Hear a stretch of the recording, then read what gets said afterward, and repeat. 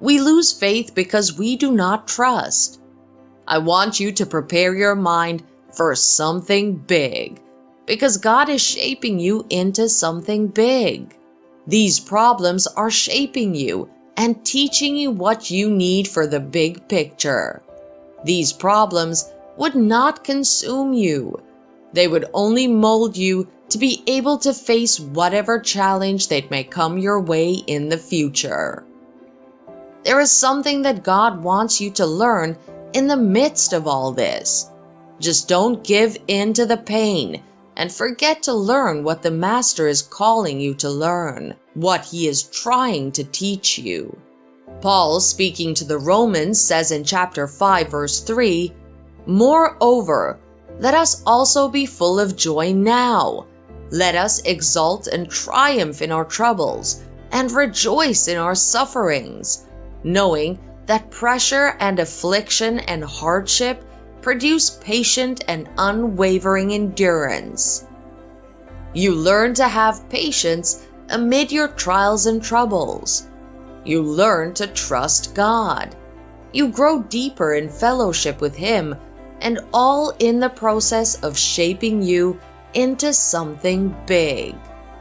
To become this big thing that God is shaping you into, you must pass through this stage.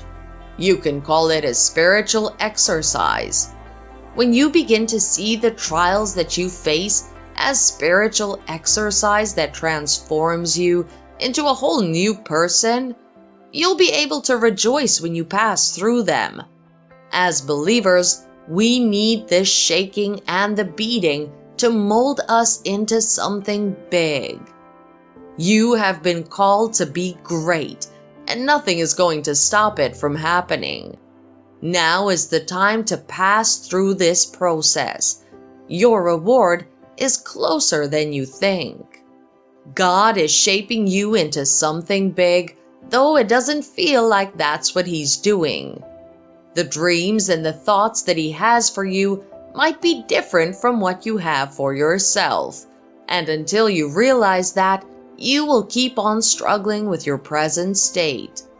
His ways are not our ways, nor His thoughts our thoughts.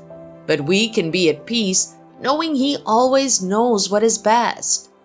Don't run away when God is trying to call you to greater heights, a greater blessing.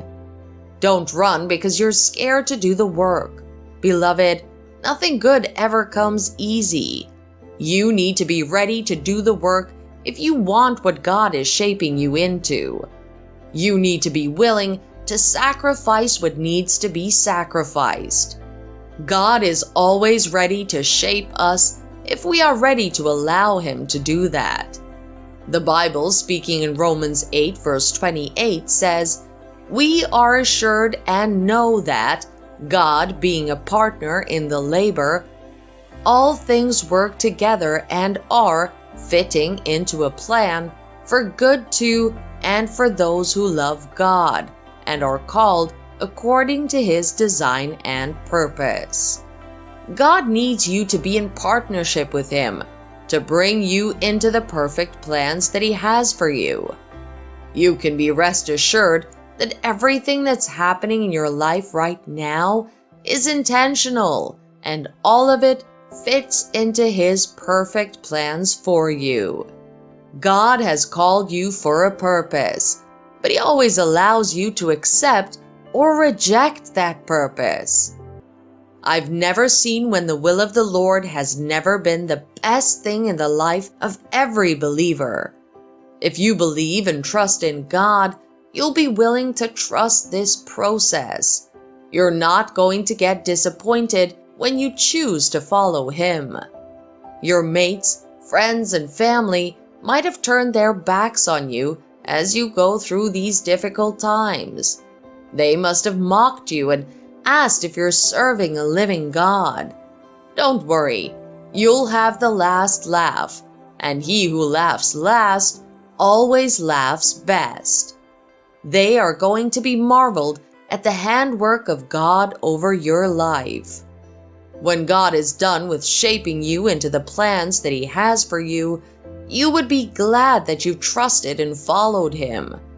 Ephesians 3 verse 20 says, "Now to Him who can carry out His purpose and do super abundantly, more than all that we dare ask or think, infinitely beyond our greatest prayers, hopes, or dreams, according to His power that is at work within us." God is already at work within you to do far beyond your expectations and far beyond what you can even dare to ask.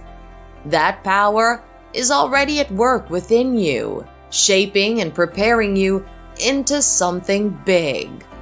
Beloved, I'm saying congratulations to you in advance because of what I know God is already shaping you into. That job that you cried for, you're already getting a bigger one. That relationship that God made you break away from, and you felt that's the end of the road for you in your relationship history, I'm saying congratulations, because the partner that God is shaping you to receive would sweep you up your feet. Congratulations is going to become your new name, and those who mock you will be marveled at the handwork of the potter when he is done. Just keep trusting in the process. Trust God in your difficult times and never give up, although things would get difficult and you would feel like it. Still, you will remain because God has promised to be with you when you pass through the deepest water, and He can never leave nor forsake you. With His right hand of justice, He will uphold you. Worry no more. Just a little while, you're almost there. Any failure in anything cannot be from God. God does not fail, and that is one of the prime characteristics of God in your life that you must know. He wants you to succeed in all aspects of your life. In your marriage, you're succeeding. In your business, you're succeeding. In all aspects of life, you are walking on the highway of success, where you begin to see the result of your labor.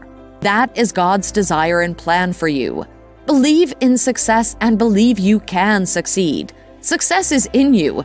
If it is to take a paper and write, "Success is in me," and paste it on the wall and keep seeing it and saying it, success is in you. And God is mounting an explosion of this success in your life. For you to see the explosion of success manifest in your daily life, you must carry a certain mindset that's aligned with the mindset of successful people.